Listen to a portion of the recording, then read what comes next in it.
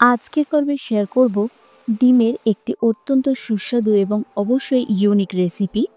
আপনি যে কোনো ছুটির দিনের লাঞ্চকে একটু স্পেশাল বানানোর জন্য এই রেসিপিটা অবশ্যই একবার ট্রাই করে দেখতে পারেন, যেটা খুব সহজে এবং তাড়াতাড়ি তৈরি হয়ে যায়। চলুন দেখে নেওয়া যাক আজকের পর্বের রেসিপি এগ মালাই মশলা। এগ মালাই মশলা তৈরি করার জন্য 4টে ডিম সেদ্ধ করে নিয়েছি। এটা 12 মিনিট সেদ্ধ করেছি, তাহলে খুব ভালোভাবে খোসাটা ছাড়ানো যায়। এরপর ছুরি দিয়ে এইভাবে 2 দিকে একটু কাট লাগিয়ে নিচ্ছি। এতে মশলাটা ডিমের ভেতরে খুব ভালোভাবে যাতে ঢুকে যায় এবং খুবই সুস্বাদু হয়। তো প্রত্যেকটা এইভাবে কাটা হয়ে গেছে। এবার প্যানের মধ্যে 2 টেবিল স্পুন তেল এবং তার সাথে 2 টেবিল স্পুন মতো ঘি খুব ভালোভাবে গরম করে নিলাম। ঘিটা খুব ভালোভাবে গরম হয়ে আসলে ফ্লেমটাকে লোতে রেখে দিয়ে দেব সামান্য পরিমাণ এই 1 চিমটে মতো নুন। আর তারপর সেদ্ধ করা ডিমগুলো একে একে তেলের মধ্যে ছেড়ে দেব। এবার হালকা করে ভেজে নিতে হবে 1 মিনিট ধরে। তারপর এগুলোকে তুলে নিতে হবে। ডিমগুলো তুলে নেবার পরে ওই প্যানের মধ্যে দিয়ে দিচ্ছি 2 থেকে 3টে গোটা শুকনো লঙ্কা আর জয়িত্রী। একটা জয়িত্রীকে একটু ভেঙে দিয়ে দিয়েছি। ফ্লেমটা লোতে থাকবে। একটু হালকা ভিজে নেওয়ার পরে এতে দিয়ে দেবো একটা বড় সাইজের পেঁয়াজ, এইভাবে কেটে নিয়েছি। পেঁয়াজটা দেওয়ার পরেও এটা হালকা করে ভেজে নিতে হবে। এরপর দেবো 4 থেকে 5টা রসুনের কোয়া, এটাকেও ভাজবো। 1 টেবিল স্পুন দেবো ভাজা বাদাম, হালকা ভাজা আছে, আর একটু ভেজে নিতে হবে। 1 মিনিট কুক করে নেওয়ার পরে ফ্লেমটা অফ করে দেবো। ফ্লেমটা অফ করে দিয়ে ঠান্ডা হওয়ার জন্য রেখে দেবো। 6-7 মিনিট পর যখন ঠান্ডা হয়ে যাবে, একটা মিক্সার গ্রাইন্ডার জারের মধ্যে নিয়ে সামান্য পরিমাণ জল দিয়ে এটাকে একটু পেস্ট করে নেব, একটা স্মুথ পেস্ট।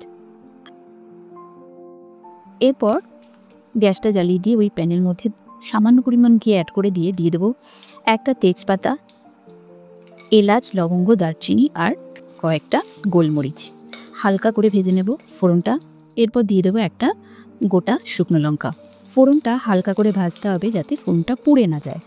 ফোড়নটা ভাজা হয়ে গেলে এতে বাদাম আর পেঁয়াজের মিক্সারটা ঢেলে দিতে হবে। 3 মিনিট ধরে লো ফ্লেমে এটাকে খুব ভালোভাবে কষিয়ে নিতে হবে। এরপর 3 মিনিট পর এতে দিয়ে দেবো 1 টিস্পুন পরিমাণ আদা আর কাঁচা লঙ্কা বাটা। এখানে 1 ইঞ্চি আদা আর একটা কাঁচা লঙ্কা ভালো করে বেটে নিয়েছি। ভালো করে মিশিয়ে নিচ্ছি। এরপর এটাকে 2 মিনিট ধরে একটু কুক করে নিতে হবে।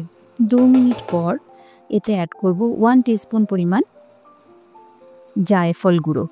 এতে ফ্লেভারটা খুব ভালো আসে। আমি একটু গ্রেট করে নিয়েছি। এরপর খুব ভালোভাবে মিশিয়ে নেব। এরপর দিয়ে দেবো 2 টেবিল স্পুন পরিমাণ গরম জল, যাতে মশলাটা পুড়ে না যায়। খুব ভালোভাবে মিশিয়ে নেওয়ার পরে এতে দিয়ে দেব ভাজা জিরে আর ধনে, খুব ভালোভাবে মিশিয়ে নেব। এরপর পোস্ত আর কাজু পেস্ট দিয়ে দিচ্ছি 2 টেবিল স্পুন পরিমাণ, খুব ভালোভাবে মিশিয়ে নিতে হবে।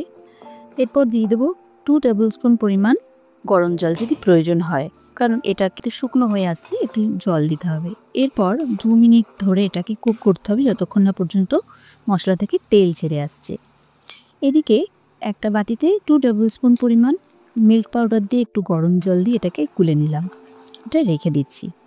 এরপর যখন 2 মিনিট পর মশলা থেকে তেল ছেড়ে আসতে শুরু করবে, এটাকে আরও একবার ভালোভাবে মিশিয়ে নিতে হবে।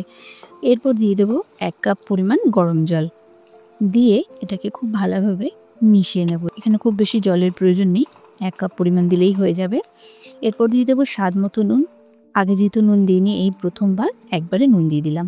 নুনটা দেওয়ার পর ভালোভাবে মিশিয়ে নিয়ে যখন এটা ফুটতে শুরু করবে গ্রেভিটা, তখন এতে ভেজে রাখা সেদ্ধ ডিমগুলো দিয়ে দিচ্ছি।